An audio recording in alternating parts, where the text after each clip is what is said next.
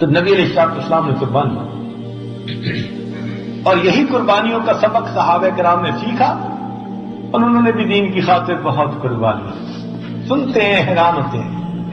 چنانچہ ان قربانیاں دینے والوں میں سے ایک بڑا نام سیدنا صدیق اکبر رضی اللہ عنہ۔ ایمان لانے سے پہلے مکہ مکرمہ کے بڑے امیر سیٹھ لوگوں میں شمار تھا، 2 دکانیں تھیں ان کی تجارت کی، اپنا سب کچھ لٹا دیا۔ ایک مرتبہ نبی علیہ السلام کی خدمت میں حاضر ہیں اور تہمت لگے ہوئے ہیں۔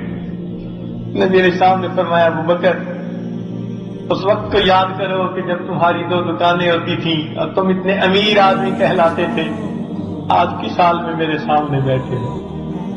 عرض کیا ہے اللہ کے محبوب، میں نے اپنا سب کچھ جو قربان کیا اس کے بدلے میرے ہاتھوں میں آپ کا ہاتھ آ گیا، مجھے دنیا اور آخرت کی سب نعمتیں نصیب ہو گئی، سب نعمتیں نصیب۔ چنانچہ سیدنا صدیق اکبر رضی اللہ عنہ نے اسلام کا سب سے پہلا بیان اس امت میں سیدنا صدیق اکبر نے کیا۔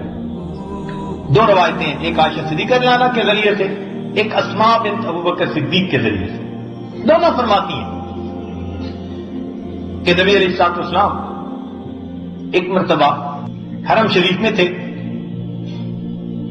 صدیق اکبر رضی اللہ عنہ نے ان سے کہا، عرض کیا کہ اللہ کے نبی اب آپ اجازت دے دیجئے تاکہ ہم اس دین کی بات کفار کے سامنے بھی پہنچائیں۔ فرماتی ہیں کہ اس وقت 38 آدمی مسلمان ہو چکے تھے۔ صدیق اکبر رضی اللہ عنہ کے مطالبہ پر محبوب نے فرمایا بہت، چنانچہ وہ مسجد حرام میں تشریف لائے اور انہوں نے آ کر کلمہ پڑھا اور بیان کرنا شروع کر دیا اسلام کے بارے میں۔ کفار نے مارا، اتنا مارا، ہجوم ہو گیا کہ وہ نیچے گر گئے اور ان کو ہوش نہ رہا، انکانشیس ہو گئے۔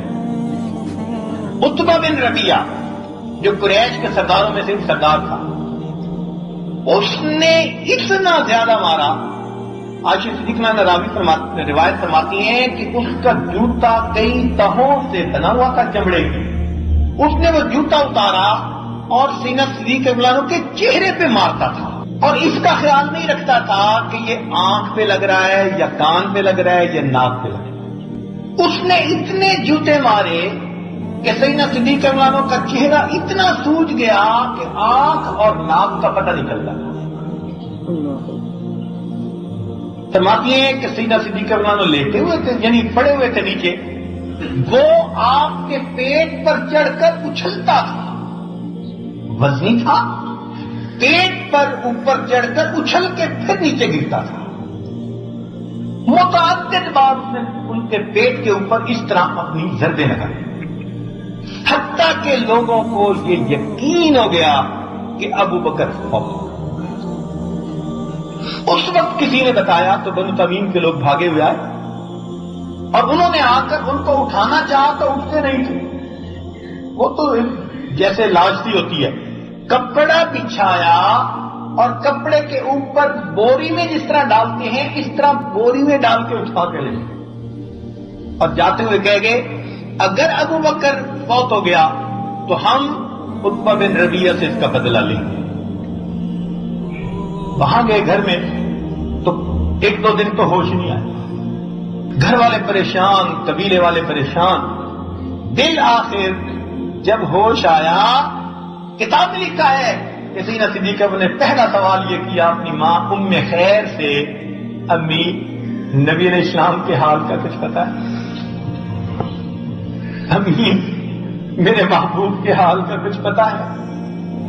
جب وہ باقی لوگوں نے سنا جو قبیلے کے تھے مگر مشرک تھے، وہ یہ سن کر چلے گئے۔ اب ماں باقی رہ گئی۔ ام خیر نے کہا کہ بیٹے تیری یہ حالت ہو گئی، تجھے اتنا مارا گیا، تیرا جسم زخموں سے چور چور ہے، اور تو اس وقت بھی ان کا نام لیتے ہیں؟ چلو کچھ دودھ پی لو، کچھ کھا لو، تم نے اتنے دیر سے نہیں کھایا۔ قسم اٹھا لی جب تک میں اللہ کے محبوب کا دیدار نہیں کروں گا میں کچھ نہیں کھاؤں گی۔ اللہ عاشق صاحب یہ عشاق کی حالت ہوئی. اب وہ حیران ہے. ام خیر کہنے لگی کہ میں اب کیسے معلوم کروں کہ تمہارے محبوب کس حال میں ہے؟ کہنے لگے کہ ام جمیل کے پاس چلے جائیے.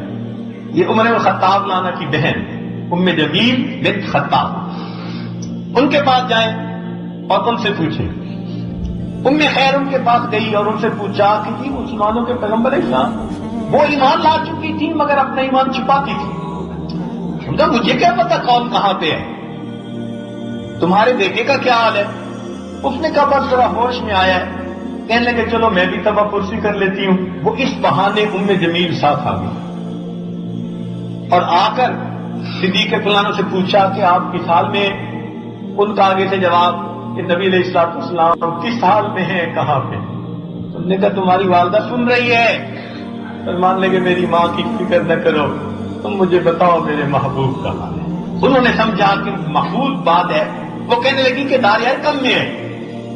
فرمان لگے پھر مجھے لے چلو، میں جب تک محبوب کو نہیں دیکھوں گا میں کچھ نہیں کھاؤں گا. اب دو عورتیں، رات کا وقت ہے، خود چلا نہیں جاتا.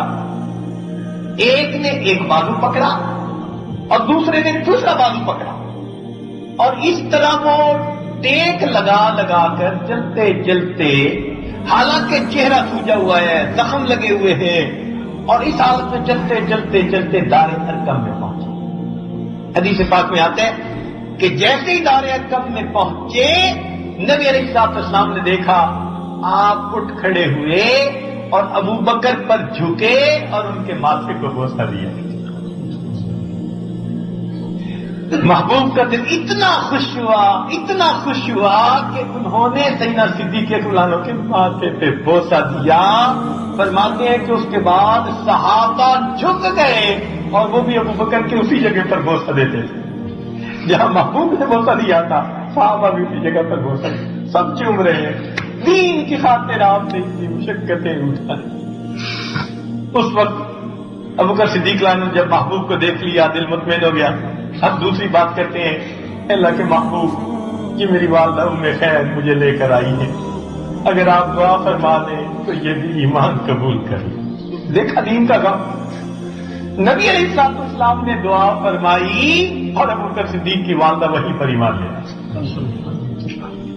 اب یہ واقعہ کہ اس سے پہلے نبی علیہ السلام کو جو ہے ایذا پہنچائی گئی تھی، ایک ہی دن بدھ کا دن ہے یہ. صبح میں نبی علیہ السلام کو اسی طرح جو ہے تکلیف پہنچائی گئی تھی اور شام میں ابو بکر صدیق کو تکلیف پہنچائی گئی. ادھر سے حضرت حمزہ نے شکار کھیل کر آئے تو کسی نے کہا کہ آپ کے بھتیجے کے ساتھ تو آج یہ معاملہ ہوا. پھر انہوں نے بھی ایذا پہنچانے والوں سے بدلہ لیا، نبی علیہ السلام کی خدمت پہ پہنچے اور انہوں نے آ کر بھی ایمان قبول کر لیا. یہ 39ویں بندے تھے اور اگلا دن جمعرات کا تھا. رات محبوب نے دعا فرمائی، اللہ عمر بن الخطاب یا عمر بن ہشام میں سے کسی کو ایمان کی توفیق عطا. اور جمعرات کے دن عمر لانوں بھی حاضر ہوتے ہیں، کلمہ پڑھتے ہیں، مسلمان ہوتے ہیں اور 40 بندوں کے ہونے کے بعد پھر اللہ تعالیٰ ساری جماعت کو مسجد حرام میں عبادت کی توفیق عطا.